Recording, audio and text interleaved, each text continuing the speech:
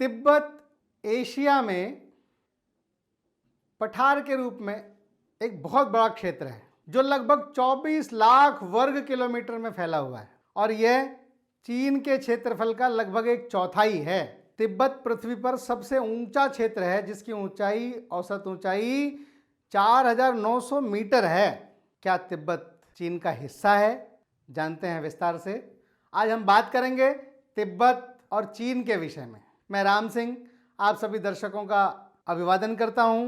आपको जानकारी अच्छी लगे तो इसे अपने मित्रों के साथ साझा करें, लाइक करें, कमेंट करें। ज़्यादातर धार्मिक संप्रदायों में धर्म गुरुओं को चुना जाता है, लेकिन तिब्बत में दलाई लामा को खोजा जाता है। मान्यता के मुताबिक दलाई लामा की मौत के बाद उनका पुनर्जन्म होता है और तिब्बती बौद्ध धर्म के लामाओं द्वारा इसका पता लगाया जाता है। उनको ढूंढते हैं, खोजते हैं उनको। यानी दलाई लामा बनने की पूरी प्रक्रिया पुनर्जन्म के विचारों के इर्द गिर्द घूमती है।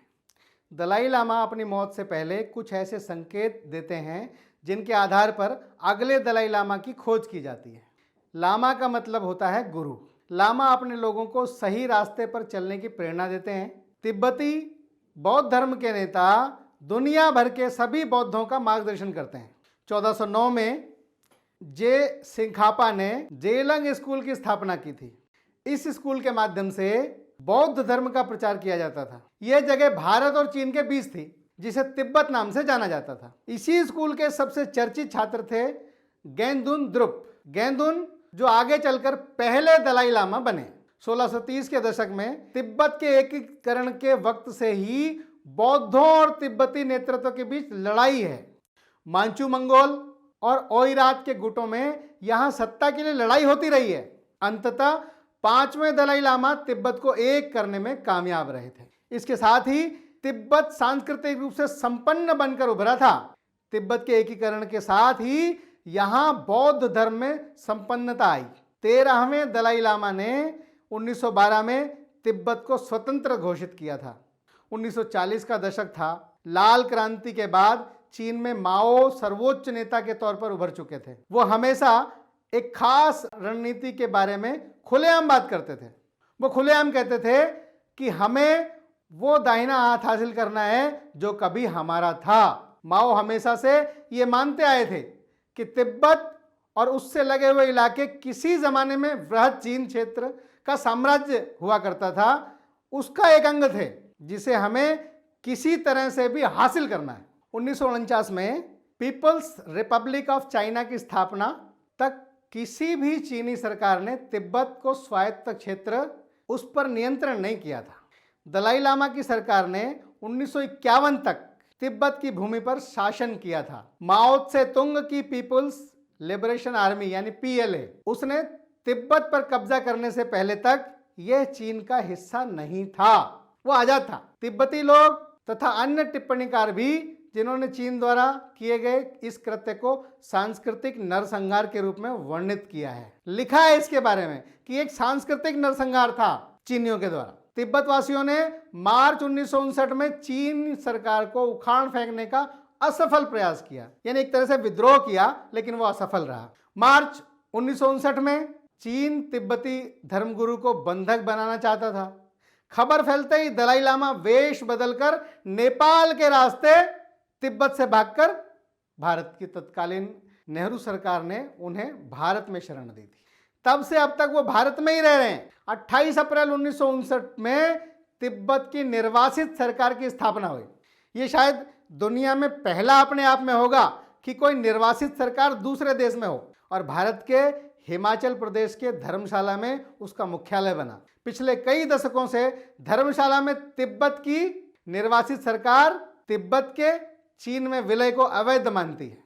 पिछले कई दशकों से धर्मशाला में तिब्बत की निर्वासित सरकार अपना शासन चला रही है। तिब्बत की निर्वासित सरकार तिब्बत के चीन में विलय को अवैध मानती है। मैं बता दूं कि चीन और भारत के बीच विवाद की एक वजह यह भी है कि भारत ने दलाई लामा को शरण दी है।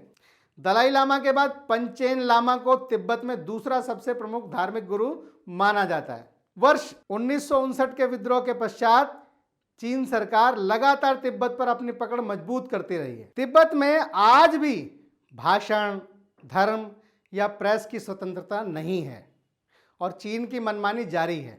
जबरन गर्भपात, तिब्बती महिलाओं की नसबंदी, कम आय वाले चीनी नागरिकों के स्थानांतरण से तिब्बती संस्कृति के अस्तित्व में बहुत बड़ा खतरा आ गया है और परिणाम इसका यह है कि तिब्बत में जनसांख्यिकीय बदलाव आया है। चीन दलाई लामा को अलगाववादी मानता है।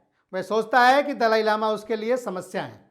दलाई लामा अमेरिका भी जाते हैं तो चीन के कान खड़े हो जाते हैं। हालांकि 2010 में तत्कालीन अमेरिकी राष्ट्रपति बराक ओबामा ने चीन के विरोध के बावजूद दलाई लामा से मुलाकात की थी। अरुणाचल प्रदेश के तवांग इलाके पर चीन की निगाहें हमेशा से रही हैं। वो तवांग को चीन का हिस्सा मानता है और कहता है कि तवांग और तिब्बत में काफी ज्यादा सांस्कृतिक समानता है। तवांग बौद्धों का प्रमुख धर्मस्थल भी है। दलाई लामा ने जब तवांग की मोनेस्ट्री का दौरा किया था तब भी चीन ने इसका काफी विरोध किया था। चीनी आक्रमण के बाद सबसे पहले दलाई लामा ने तिब्बत के सवाल पर संयुक्त राष्ट्र संघ में अपील की। इसके बाद संयुक्त राष्ट्र संघ ने तिब्बत पर 1959, 1961 और 1965 में 3 प्रस्ताव पारित किए। 1963 में दलाई लामा ने तिब्बत के प्रजातंत्रीय संविधान का एक प्रारूप प्रस्तुत किया, जिसके आधार पर प्रशासनिक व्यवस्था को प्रजातांत्रिक बनाने के लिए कई संशोधन किए गए। 1989 में दलाई लामा को शांति का नोबेल सम्मान मिला। दलाई लामा पद को खत्म करने की बात कह चुके हैं। दलाई लामा ने कहा कि तिब्बती लोग फैसला करें कि उन्हें इस पद पर कोई चाहिए या नहीं। दलाई लामा तय करेंगे कि वे फिर से जन्म लेंगे या नहीं। और चौथी, दलाई लामा अपने अंत से पहले अगले दलाई लामा को चुन सकते हैं। ऐसा हुआ तो दलाई लामा अपनी आध्यात्मिक शक्तियां उत्तराधिकारी को स्वयं जीवित रहते ही दे देंगे। अगर दलाई लामा की मौत तिब्बत से बाहर होती है तो उनका पुनर्जन्म तिब्बत से बाहर भी हो सकता है। बहुत संभावना है कि ऐसा भारत में हो। चीन की विस्तारवादी नीति तिब्बत तक सीमित नहीं है। चीन का सीमा विवाद लगभग उसके सभी पड़ोसियों के साथ चल रहा है। उसके देश की सीमा 14 देशों से लगती है। हाल ही में चीन और ताइवान में युद्ध जैसे हालात बन गए थे। मेरा मानना है चीन की विस्तारवादी नीति को रोका जाना चाहिए। साल 1914 में शिमला समझौता के तहत मैकमोहन रेखा को अंतर्राष्ट्रीय सीमा माना गया, लेकिन 1954 में नेहरू तिब्बत को एक समझौते के तहत चीन का हिस्सा मान लिया गया। आरएसएस की पत्रिका ऑर्गेनाइजर के पूर्व संपादक शेषाद्रीचारी भी मुलायम सिंह की बातों से सहमत हैं कि भारत ने तिब्बत को चीन का हिस्सा मानकर बड़ी भूल की थी। उन्होंने कहा कि पहली बार 2003 में अटल बिहारी वाजपेयी सरकार ने तिब्बत को चीन का हिस्सा माना और चीन ने सिक्किम को भारत का हिस्सा। उस वक्त भारत ने दलाई लामा से भी बात की थी और उन्होंने इसकी मंजूरी भी दी थी। प्रोफेसर वीआर दीपक ने कहा कि वाजपेयी और नेहरू में फर्क था। नेहरू ने 8 साल के लिए तिब्बत को चीन का हिस्सा माना था, लेकिन वाजपेयी ने कोई समय सीमा नहीं तय की थी। आप अपने विचार कमेंट बॉक्स में दे सकते हैं। फिर मिलेंगे एक नए विषय के साथ। वीडियो में दी जानकारी अगर आपको अच्छी लगी हो तो हमारा प्रोत्साहन बढ़ाएं, इसे शेयर करें, लाइक करें। वीडियो के अंत तक बने रहने के लिए आपका बहुत बहुत धन्यवाद। नमस्कार।